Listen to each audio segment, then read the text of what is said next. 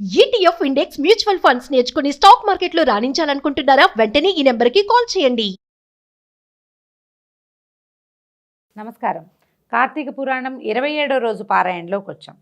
జనక మహారాజుకి మహర్షి ఇట్లా తెలియజేస్తున్నారు. కార్తీక వ్రతాలలో కేదారేశ్వర వ్రతం పుణ్యప్రదమైంది. అయితే ఈ కేదారేశ్వర వ్రతం మనకి పారాయణలో చివరికి వస్తోంది, కానీ కేదారేశ్వర వ్రతాన్ని ముందు కాలాల్లోనే చేసేస్తారు.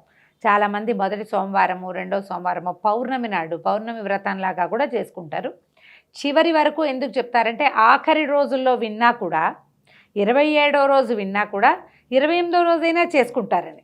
ముందు నోములు ఉన్న వాళ్ళంతా చేసుకుంటారు. ఇప్పుడు కనుక ఏదో ఒక ఉద్దీపన కలుగుతుంది మనకి, ఇది చేసుకుందాము, ఏదైనా మంచిది చేసుకుందాము, కబుక్కుని పూజ చేసుకుందాము అని అనిపించే వాళ్ళ కోసమని ఇది చివరిలోకి చెప్తారనమాట. అయితే ఈ కేదారేశ్వర వ్రతం పుణ్యప్రదమైనది, పరమేశ్వరునికి అత్యంత ప్రీతిదాయకమైన వ్రతం. బోళాశంకరుడైన పరమేశ్వరుడు ఈ వ్రతం ద్వారా తన కరుణా కటాక్షాల వల్ల అపారమైన సిరి సంపదలను, సకల శుభాలను ప్రసాదిస్తాడు. స్వామిని ఆరాధించి మనసులో గల కోరికలను ఆయనకి నివేదిస్తే తప్పక నెరవేరుతాయట. అయితే పార్వతీదేవి ఈ వ్రతాన్ని ఆచరించడం వల్లే శివుని శరీరంలో సగభాగాన్ని పొంది అర్ధనారీశ్వరి అయ్యిందట. అయితే తొలుత కాలంలో శివపార్వతులు అర్ధనారీశ్వర స్వరూపంలో మనకి ఎప్పుడూ కనపడలేదు, అంతకుముందు లేదట. ఈ లేకపోతే ఈ కథ కూడా చాలా వింతగా చెప్తారు. శివపార్వతులు ఇద్దరూ కైలాసంలో ఉన్నప్పుడు ఒకసారి ఏమైందట, కైలాసానికి వస్తే సురగరుడ కిన్నెర గణాలు, తుంబురు నారదులు, అంటే నారదుడు మరియు తుంబురుడు, యక్షగంధర్వాదులు, ప్రమథగణాలు అందరూ కలిసి వివాహం చేసుకుని శివపార్వతులు ఇద్దరూ కలిసి వస్తే వాళ్ళకి చాలా హారతులు ఇచ్చి, నీరాజనాలు ఇచ్చి స్వాగతం పలికారట. ఘృతాచి, తిలోత్తమ, ఊర్వశి, రంభ మొదలైనటువంటి అప్సరసలందరూ కూడా చూడచక్కగా నాట్యం చేశారు. నారద తుంబురాదులు అపూర్వమైన గానంతో పరమేశ్వరిని కీర్తించారు. ఇక్కడ పార్వతీదేవి అప్పుడే వివాహం చేసుకొచ్చిందంటే బాలికగానే ఉంది, కన్య, కొత్తగా వివాహమైన అమ్మాయి. ఆమె చూస్తుంది తన భర్తకి వీళ్ళంతా ఎట్లా నైరాజనాలు పలుకుతున్నారు. సాధారణంగా భర్తలకి గౌరవాలు జరిగితే పక్కనున్న భార్యలకు కూడా ఎంతో కొంత లభిస్తాయి. అయితే అక్కడికి చేరుకున్న వారిలో ఏ ఒక్కరూ పార్వతీదేవికి నమస్కారం చేయలేదట. ఎవ్వరూ పార్వతీదేవికి నమస్కారం చేయలే. అందరూ పరమేశ్వరునే ప్రార్థిస్తున్నారు, ఆయనకే నీరాజనాలు. ఆయనతో పాటు ఆమె పక్కనుంది కాబట్టి ఆమె కూడా కొంచెం హారతులు అందుతున్నాయి అన్నమాట. అందులో ఈ ప్రమథగణాలు చాలా చిత్రంగా నాట్యాలు అవి చేస్తారు. స్వామికి నాట్యం అంటే ఇష్టం. పరమేశ్వరుడికి నాట్యహారతులు అవి ఇవ్వటం కూడా చాలా విశేషమైన సేవగా చెప్తారు. వచ్చిన అప్సరసలందరూ నాట్యాలు చేశారు, తుంబురు నారదులు గానం చేశారు. భృంగిరిట్టుడని ఒక ప్రమథగణాల్లో ఒకడు, నంది, శృంగి, భృంగి ఇలా పేర్లు చెప్తారు. ఈ భృంగి అపూర్వమైన రీతిలో నాట్యం చేశాడట. ఆ నాట్యం చేసేటప్పుడు ఆ హారతిస్తూ స్వామి చుట్టూతానే, శివుడి పరమేశ్వరుడి చుట్టూతానే హారతిస్తూ తిరిగాడట. తిరిగేసరికల్లా ఉన్న వాళ్ళంతా ఆనంద పరవశులైపోయారు. అది నీరాజనపు వెలుగులో పరమేశ్వరుడి మహాద్భుత దైవ సౌందర్యాన్ని చూస్తూ మైమరచిపోయారు అందరూ. అయితే పార్వతీదేవి తనని వదిలి ఈయన ఒక్కడికే హారతిస్తున్నారు అనే సంగతి అప్పుడు స్పష్టంగా తెలుసుకుందట. అంతకుముందు ఇద్దరు పక్కపక్కన ఉన్నప్పుడు హారతిస్తుంటే తను కూడా ఉన్నాననుకుంది. ఎప్పుడైతే ఈ భృంగి కేవలము పరమేశ్వరుడి చుట్టూ తానే నీరాజనాన్ని సమర్పిస్తూ తిరుగుతూ ఉండేసరికల్లా ఆమెకు తెలిసింది. అయితే అక్కడ ఉన్న వాళ్ళంతా ఆనంద పరవశులయ్యారు. పరమేశ్వరుడు లేచి వచ్చి నాట్యం చేసి మోకరించి ఉన్నటువంటి భృంగిని ప్రత్యేకంగా వెన్నుతట్టి మరీ మెచ్చుకున్నాడట.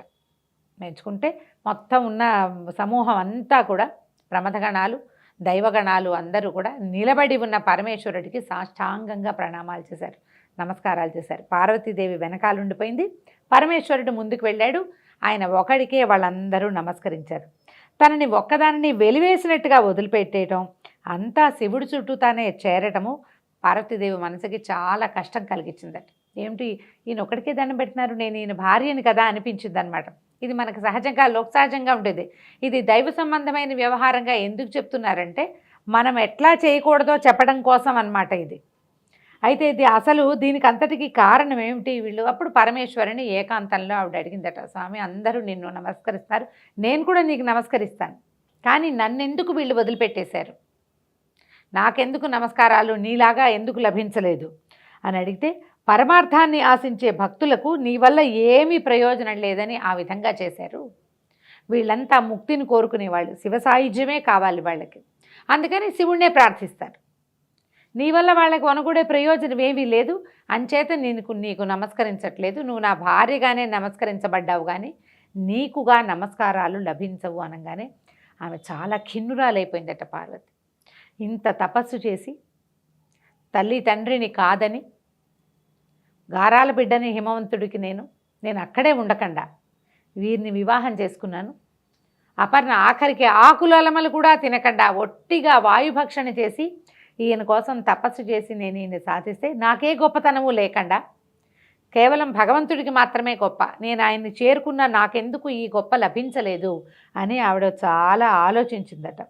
పైగా పరమేశ్వరుడు కూడా ఇల్లాలనైనా ఆలోచించకుండా తన అయోగ్యతను తెలియచేసేశాడు.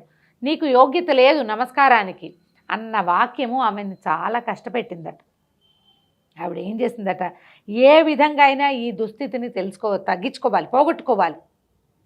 నాతో పాటు ఉన్న పక్కవాడికి నమస్కారం చేసి నాకు నమస్కారం చేయకపోతే లోపల ఎలా ఉంటుంది కష్టం. ఈ కష్టాన్ని తొలగించుకోవాలని ఆవిడ తపస్సు చేయటం ప్రారంభించింది. ఎంతకాలమో ఒంటరిగా తపస్సు చేసినట్ట వివాహమైన తర్వాతే. అప్పుడు కొంతకాలం గడిచాక సిద్ధుడి రూపంలో పరమేశ్వరుడు ఆ ప్రాంతానికి వచ్చేట.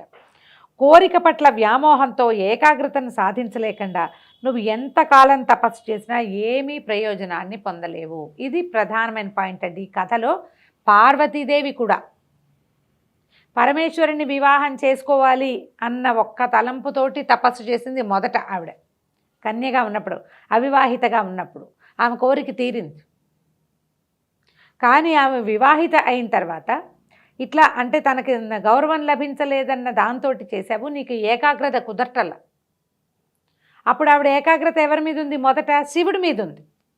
భగవంతుని మీద ఏకాగ్రత ఉండటం వల్ల నీకు మొదటిసారి తపస్సు కుదిరింది. ఇప్పుడు నీకు భగవంతుని పట్ల ఏకాగ్రత లేదు, నీకు నీ మీదే ఉంది మనసు. ఇది కాదు ఉండవలసింది. నా కష్టం తీరాలి అన్న ఆలోచనతోటి చేసే పూజ పూర్తి స్థాయిలో ఫలించదు. ఈ కథలో మనకి ప్రత్యేకంగా చెప్పేది అదే.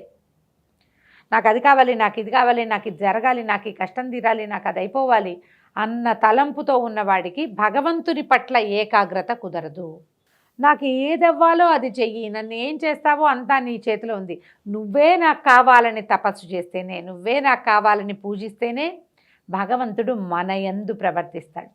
మన కష్టం భగవంతుడి కష్టం అవుతుంది. ఆయనే తీర్చుకుంటాడు. ఎవరికి ఆకలిస్తే వాళ్ళు తింటారు, ఎవరికి నొప్పొస్తే వాళ్ళు మందేసుకుంటారు. భగవంతుడు కూడా అంతే. మనకి భగవంతుడికి అభేదం కావాలి. పూజలో కానీ తపస్సులో కానీ కార్తీక మాసం కథల్లో చెప్తాం, పురాణాల్లో బోలెడన్ని మాటలు చెప్పుకుంటాం. ఇప్పుడు దీపం పెడితే ఇది తొలుగుతుంది, దానం చేస్తే ఇది వస్తుంది, అష్టైశ్వర్యాలు కావాలంటే ఫలానాది చేయండి అని. ఫలానాది నీకోసమే చేసుకుంటే ఎట్లా? భగవంతుడి కోసం కదా చేయాలి. ఈ వాక్యాలు సాక్షాత్తు పరమేశ్వరుడే పార్వతీదేవికి ఉపదేశించాడు. ఏం చెప్తున్నాడు? నువ్వు ఎంతకాలం ఇలా తపస్సు చేసినా కుదరదు.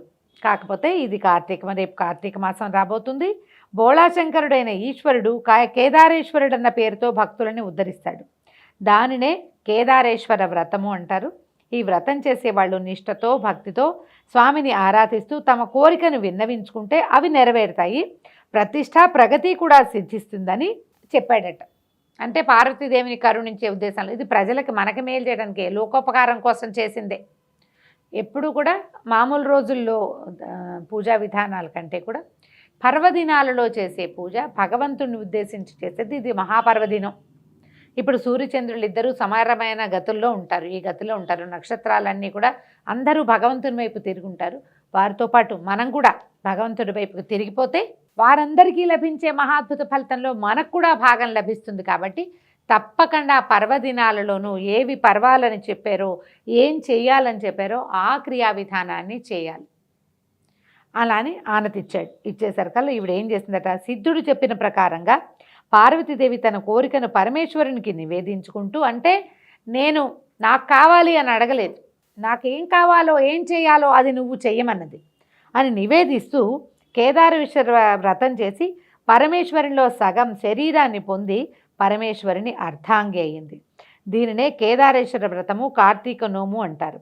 ఈ కార్తీక మాసంలో 4 సోమవారాల్లో 4 సోమవారాల్లోనూ 3వ సోమవారము కార్తీక పౌర్ణమి ప్రసిద్ధమైనవి, సిద్ధిప్రదమైనవి అని చెప్తున్నారు. చివరి సోమవారం నాడు కూడా చేసుకోవచ్చని మనకి పెద్దవాళ్ళు, గురువులు, పురోహితులు ఉపదేశిస్తారు. ఆఖరి రోజునైనా సరే, మాస శివరాత్రి రోజునైనా సరే మనం తప్పకుండా ఈ కేదారేశ్వర వ్రతం చేసుకోవచ్చు. భార్యాభర్త ఇద్దరూ కలిసి చేసుకునే పద్ధతి వాళ్ళ ఇళ్లలో ఉంటే దాన్ని కంటిన్యూ చేయొచ్చు. అలా కాని పక్షంలో మనం ఈ కథ విన్నాము. ఇప్పటిదాకా ఏంటంటే కార్తీక మాసంలో ఏం చేస్తాం, కార్తీక దామోదర ప్రీత్యర్థం అని విష్ణు ప్రీతి కొరకు శివారాధన చేస్తాం. ఈ కేదారేశ్వర వ్రతం మాత్రం కేవలము శివుని అనుగ్రహాన్ని పొందటం కోసమే కేదారేశ్వర వ్రతం అహంకరిచి అని సంకల్పం చెప్పుకుని కేదారేశ్వర వ్రత కల్పం అన్ని పుస్తకాల్లోనూ దొరుకుతుంది.